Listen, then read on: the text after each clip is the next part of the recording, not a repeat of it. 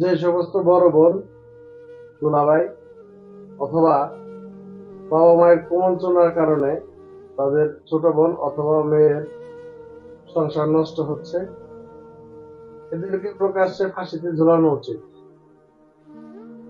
কেননা এখানে শুধু একটা দুইটা মানুষের জীবন না, এখানে হাজারো মানুষের জীবন, হাজারো মানুষের সংসার প্রতিনিয়ত নষ্ট হচ্ছে এ ধরনের অসভ্য কিছু ব্যক্তির জন্য।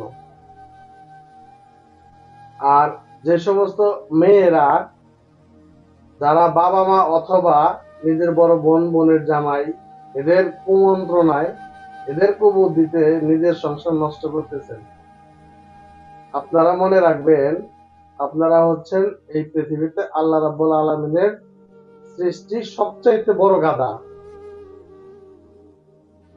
তা না হলে কেউ আসলে এই কাজ করে না।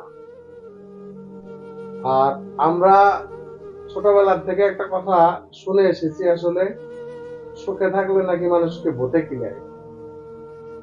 কারণ বর্তমানে যে বাস্তবতা, যে প্রেক্ষাপট, এখন বর্তমানে প্রেক্ষাপটে আমরা সেটা আসলে নিজে চোখে দেখতেছি।